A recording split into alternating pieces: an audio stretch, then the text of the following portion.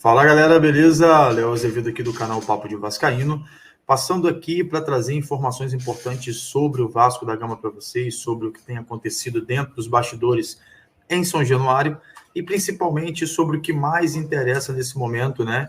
Que além dos reforços, é para quem o Vasco será vendido e como ele será vendido, beleza? A gente vai conversar sobre isso, vou trazer aqui o perfil, como eu disse lá mais cedo no Rios Nosso. Falei sobre isso, falei que a gente ia falar sobre Todd Boehly, né, que é aí o dono do Chelsea e possível interessado na compra do Vasco da Gama. Ele que está se mostrando mais efetivo nessa questão de conversas entre a CAP, Vasco e o dono do Chelsea para que compre aí o clube. Então, isso aqui, óbvio, que é um levantamento feito dentro de algumas análises, dentro de algumas reportagens, para saber quem é esse investidor e para trazer para você, torcedor, que se isso acontecer, você já vai estar sabendo aqui pelo nosso canal quem é essa pessoa, como ele comprou o Chelsea, se ele só tem esses times, se ele é um empresário, se ele é um grupo de empresários, como é que funciona isso. Eu vou trazer tudo isso nesse vídeo para vocês. Então fique ligado, quero pedir a você para que você se inscreva no nosso canal, ative o sininho das notificações, deixe seu like, porque ele é muito importante para a gente. Comente bastante, siga também a gente nas redes sociais, lá no @papo.d.vascaíno no Instagram. A gente está lá todos os dias também fazendo alguns reels lá sobre Vasco da Gama e pedindo a você para que você se inscreva e siga a gente aí nas redes sociais para que a gente consiga crescer, tanto no YouTube quanto no Instagram, beleza?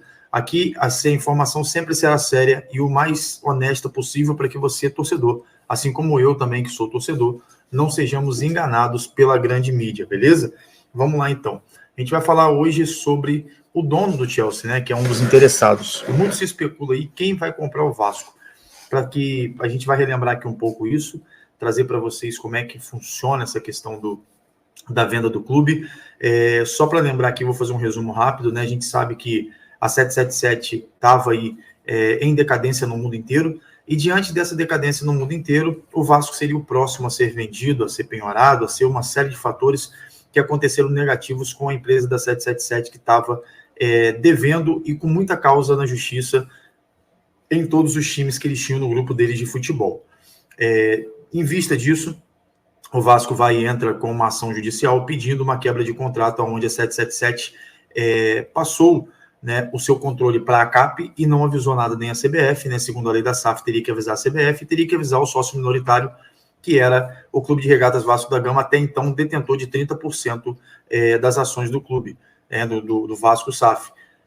Feito isso, a 777 não aconteceu isso, o jurídico do Vasco entrou com essa ação. Em cima disso, o Vasco foi e conseguiu eliminar há 4 ou 5 meses atrás, é onde o Pedrinho está administrando até hoje e esperando todo esse imbróglio jurídico. A 777 tentou recorrer, não conseguiu, o juiz manteve isso, as pessoas que estavam ligadas a 777 dentro do clube foram se desligando do Vasco de alguma forma, tanto o seu Lúcio Barbosa, quanto a se for o Kátia Santos, como o diretor de futebol, todos eles que eram envolvidos ali, exceto os jogadores, todos eles pediram para sair, e o Pedrinho, administrando isso, colocou novamente novas pessoas ali para ocupar esses cargos da SAF, porque o sócio minoritário tem que ficar, no caso, à frente dessa gestão, até que se resolva o que for pedido.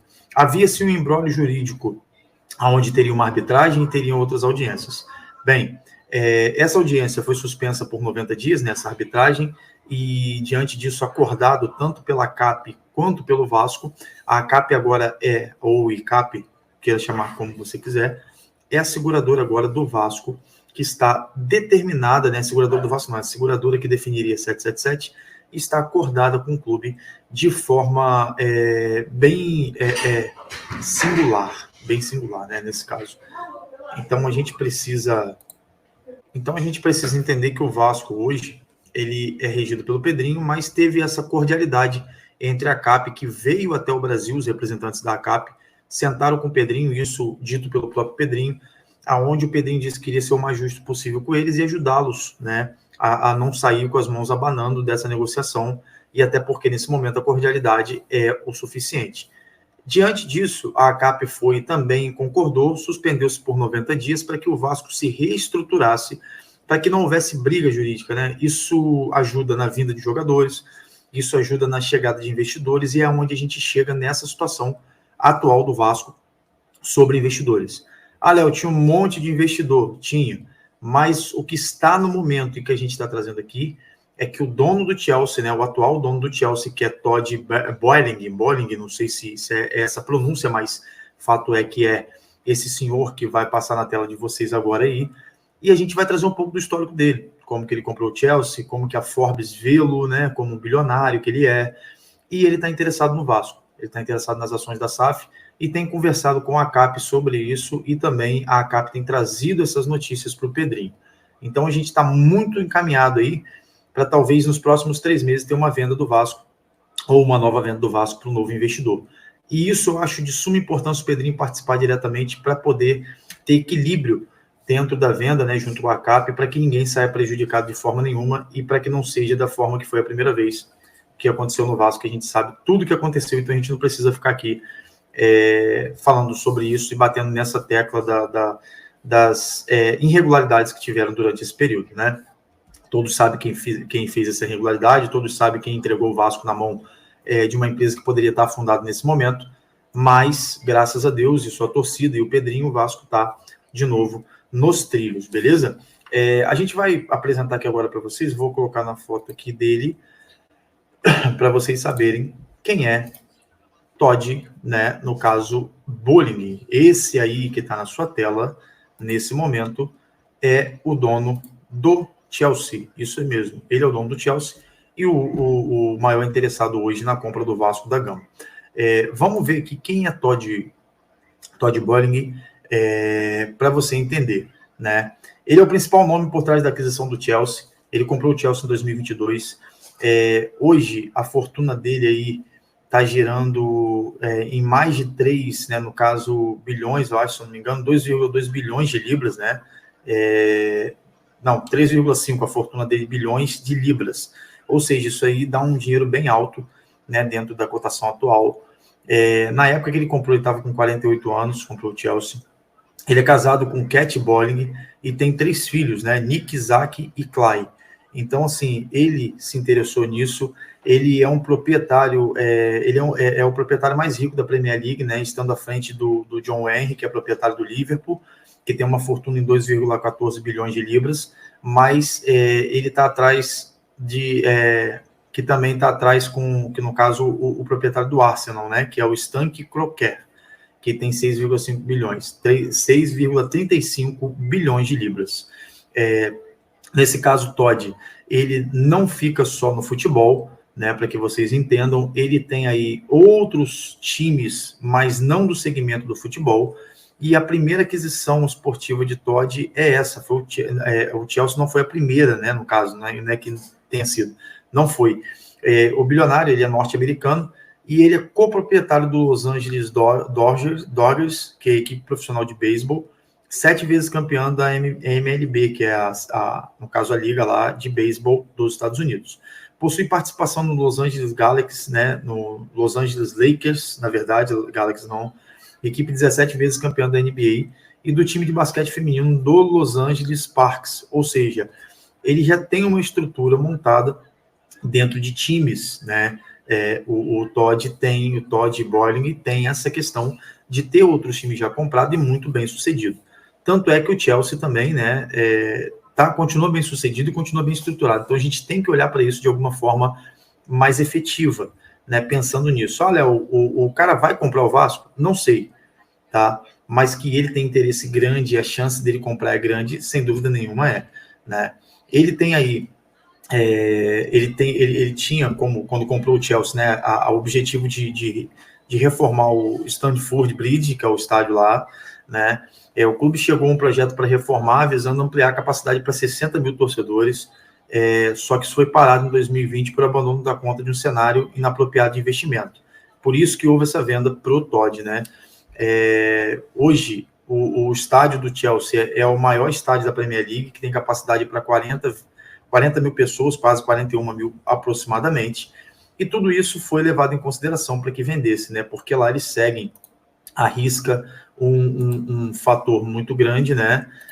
Relacionado aí à questão de legalidade para comprar um time, tem todo um cenário, passa por várias instâncias, até ver se o cara tem condições ou não, ele vai apresentar aí os requisitos dele, né? O due diligence, que a gente falou que o Vasco não teve, a própria Liga da Premier já faz isso para que não haja aí superfaturamentos ou lavagem de dinheiro. Então, foi vendido depois de muita análise para o Todd Wood, que seria o cara que tinha mais dinheiro e tinha mais investimento já. A gente tem a Forbes colocou ele todo, acho que é o terceiro ano, se eu não me engano, seguido, que ele foi chamado para ser aí Globo de Ouro dentro da Forbes, né, que é um título que eles têm lá para os homens mais ricos do mundo. Ele está dentro dessas personalidades mais ricas do mundo, e isso seria interessante não somente pelo ponto de vista financeiro. Aí você vai falar assim, pô, Léo, mas a 777 também prometeu uma série de coisas e tinha dinheiro. A diferença entre o Todd Bowling, que é o dono do Chelsea, e a 777 é que a 777 era um grupo. Esse grupo já havia sido negado pelo Cruzeiro, pela XP Investimentos, quando quis comprar o Cruzeiro, e veio para o Vasco e venderam a qualquer preço. Teve ali a KPMG fazendo essa análise de mercado, mas não fez o due diligence, que era o que era necessário para que pudesse saber os riscos. Mas eu, na minha opinião, continuo achando que a gestão Salgado tinha, sim, a possibilidade de saber qual era o risco disso. Eles já sabiam o risco, mas precisavam vender porque estava a curto prazo para ele sair já nos próximos anos aí, como aconteceu, e o Pedrinho ganhou, e teria que vender de qualquer forma para que alguém fosse beneficiado e conseguisse dar uma resposta ao torcedor. Juntou isso ao sentimento do torcedor, que era um sentimento que, agora a gente está rico, e a gente realmente acreditou que a 777 poderia, sim, ser uma empresa séria, sendo que depois foram aparecendo fatores, provas contra a 777, fatos, que é o mais importante, e diante disso, a 777 culminou nessa questão aí da falência deles, né, a saída lá do Steve Pacos, e a questão também do diretor lá do Josh Wander não fazer mais parte. Eles foram afastados para que uma empresa recuperasse essa parte do futebol, porque eles estavam em falência, e a realidade é essa. Então o Vasco seria o próximo, né? Tanto é que, se você for parar para analisar, tem uma confissão de dívida do Vasco com a Micap é uma outra seguradora, aí uma empresa que estava ajudando a 777 em algum momento, de 16 milhões. Se o Vasco não pagasse, a SAF do Vasco não pagasse, o senhor Lúcio Barbosa e a Kátia, né, Santos assinaram esse documento. Esse documento é público, tá aí. Se você quiser assistir, o doutor Humberto, que fala muito sobre SAF, fala exatamente sobre essa causa do Vasco, ele deixou esse documento exposto lá, então você consegue ler esse documento claramente, aonde o Lúcio Barbosa, e aí não aparece ali, pelo menos eu não vi, a Kátia assinando, mas ela deveria assinar como CFO, porque o CEO, na verdade, não deveria se meter nem nas finanças, confessando essa dívida de 16 milhões e atendendo os pedidos dessa empresa, que era direitos federativos do Ryan de mais um menino da base, depois direitos federativos do Vasco em relação a premiações e a relação também a direitos de imagem, televisão, tudo isso. Ou seja, e ainda colocou o patrocínio da Betfair nesse caso. Caso eles não conseguissem pagar, a empresa poderia executar isso. Foi o que aconteceu, essa execução. Sinceramente, eu não sei o que aconteceu dentro desses 3 dias, se o jurídico do Vasco se defendeu, se deixou parado. Acredito que não tenha deixado parado, porque senão, pela informação, causaria transfer ban. Sua mãe? Oi! E a gente precisa entender que o Vasco hoje depende de ter uma estrutura. E a gente já está criando essa estrutura junto com o Pedrinho, a boa relação com a CAP e agora a venda para esse investidor. Então, ou seja, a gente estava num barco naufragado, que fadadamente todo mundo iria morrer, e o Pedrinho veio e conseguiu fazer isso junto com esses investimentos. Então, ou seja, o dono do Chelsea, tá as informações todas para vocês, tem muito interesse no Vasco.